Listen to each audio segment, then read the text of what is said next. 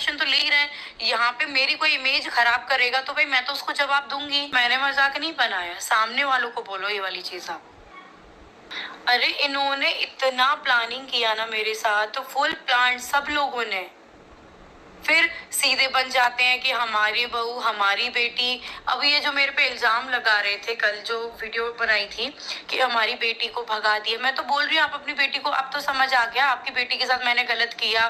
तभी तो मैं ये सारी चीजें सुना रही हूँ कि भाई ऐसा था ही नहीं जैसा बोल रहे हैं, माइंड वॉश कर दिया सारी चीजें। कभी मेरे भैया के ऊपर ये इतनी सारी स्विमिंग पूल में ले गई सारी चीजें लगा रहे हैं। तो ये क्या था जो अंशु ने मुझे बताया था, ये क्या था?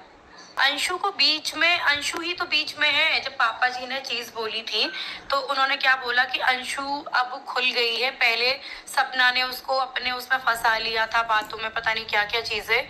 और अंशु ने बताया कि उसको स्विमिंग पूल में ले जाके पता नहीं क्या क्या उसके साथ किया, और उसके भैयाओं ने आते थे ऊपर, पता नहीं क्या क्या किया। फिर भी अंशु मेरे साथ रहती थी, वहां से जाने के बाद भी वो मेरे साथ थी। और ये सारी चीजें उनकी जो प्लानिंग कर रहे थे अंशु के पापा जी और हमारे ससुर जी, सारी प्लानिंग वो मुझे बता रही थी कि इनका पहले से ही प्लान था आपको वहां से भगाना और ये सब कुछ करना। सुनो कोई चीजें कानों से, फिर जाके कोई चीजें लिखो। अंशु बच्ची है तो अंशु बीच में है ना। अंशु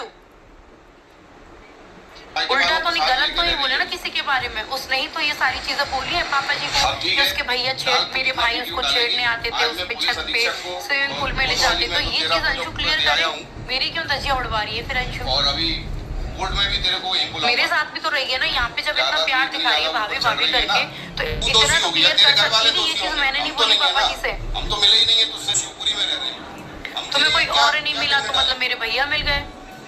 अंशु बच्ची है तो ये सब अंशु ही तो करवा रही है। जो पापा जी ने वीडियो डाली है वो अंशु ने ही तो पापा जी को फोन किया था।